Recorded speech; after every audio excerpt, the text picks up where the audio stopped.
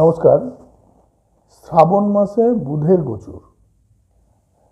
তো বর্তমানে বুধ মিথুন রাশিতে অবস্থান করছে, তার নিজের রাশি।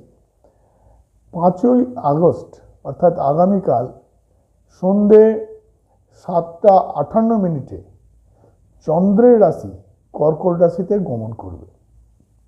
তো এই কর্কট রাশিতে গমনের ফলে তো মানে কোন কোন রাশির কি ধরনের সফলতা বা কি ধরনের ভালো হবে বা কাদের সতর্ক থাকতে হবে সেইটা আমরা দেখব। এখন বৈদিক জ্যোতিষশাস্ত্র অনুসারে আমরা বুধ গ্রহকে সাধারণত জানি বুদ্ধি, বাকশক্তি, যোগাযোগ এবং শিক্ষা এবং ব্যবসার গ্রহ।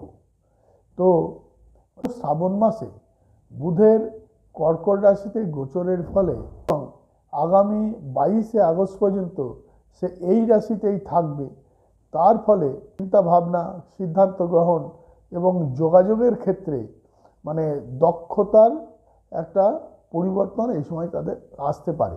হয়তো অনেকে ভাববেন এইসব ছোট ছোট যে গোচর অল্প সময়ের জন্য, এই সবগুলোর নিয়ে কি এমন একটা ব্যাপার আছে, এটা তো সেরকম কিছু ব্যাপার নয়।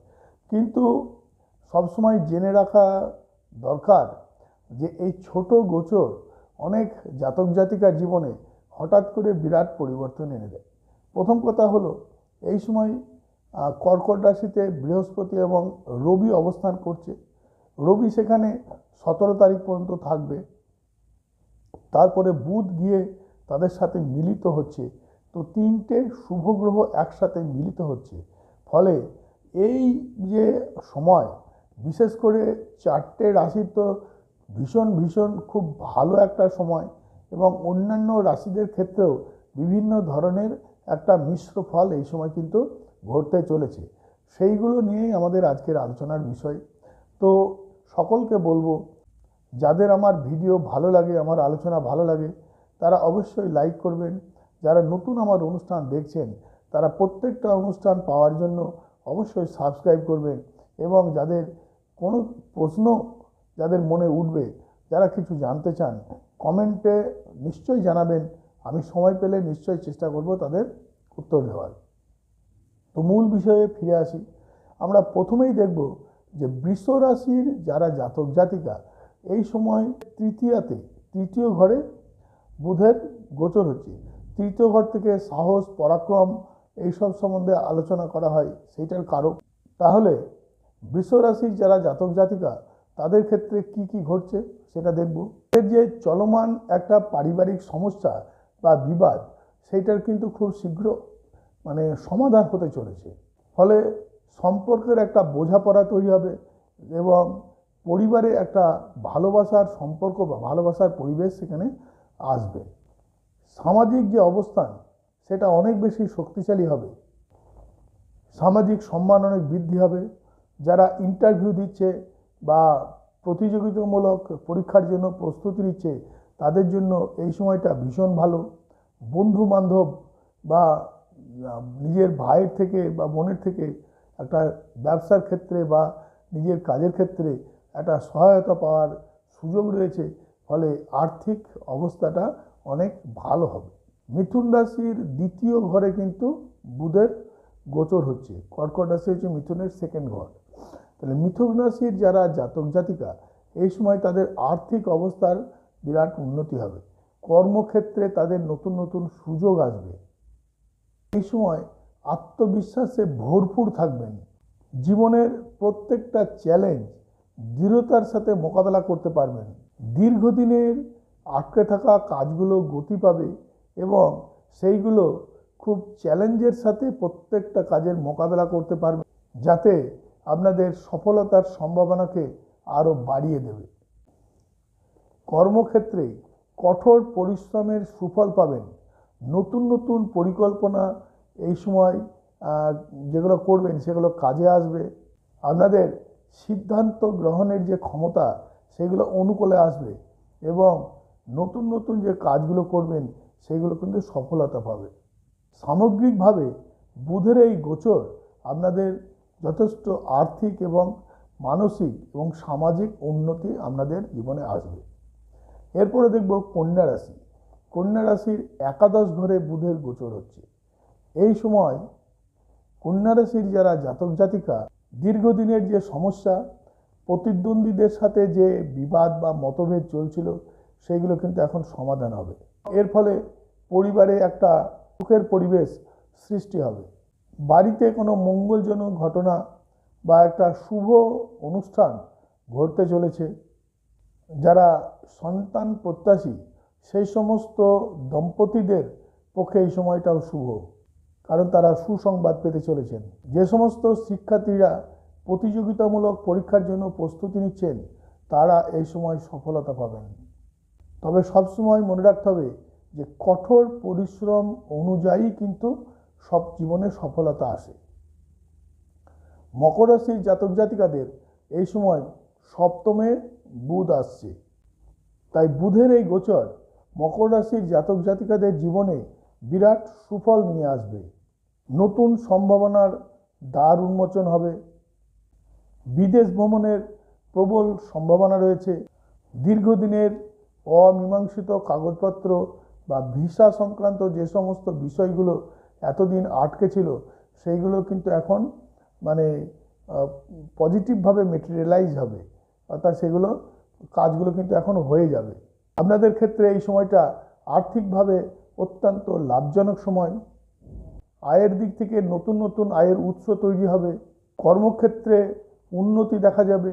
যারা দীর্ঘদিন ধরে চাকরি খুঁজছিলেন, তাদের চাকরি পাওয়ার একটা সুযোগ তৈরি হবে। তো এই চারটে রাশির আমরা আলোচনা করলাম।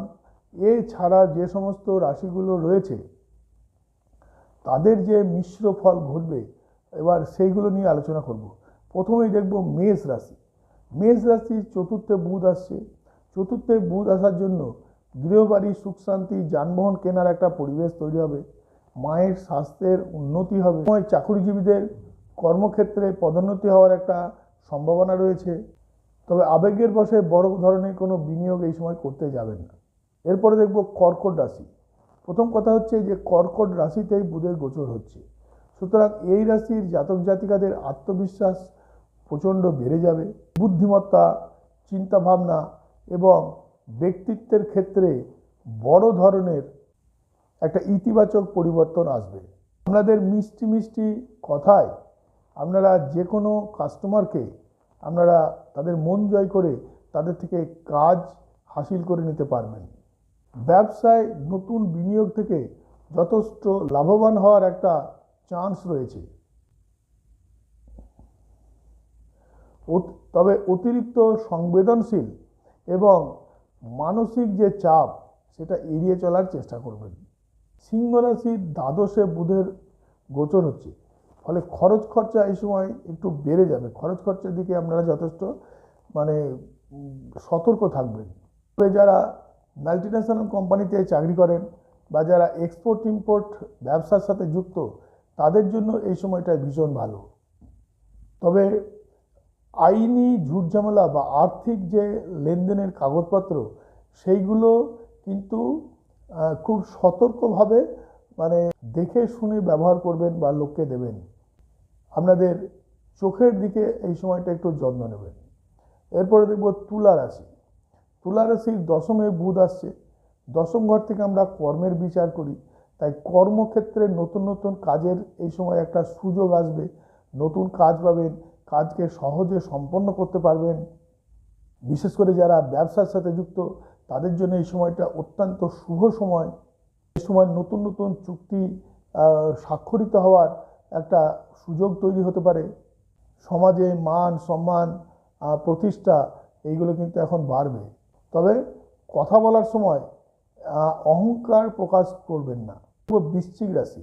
বৃশ্চিক রাশির নবমে বুধ আসছে, ফলে তারা ভাগ্যের সহায়তা পাবেন, পিতার থেকে সহায়তা পাবেন।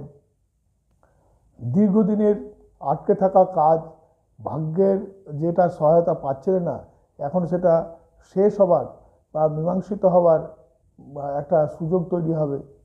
যারা উচ্চ শিক্ষার সাথে যুক্ত যে সমস্ত শিক্ষার্থীরা, তারা এখন সফল হবেন।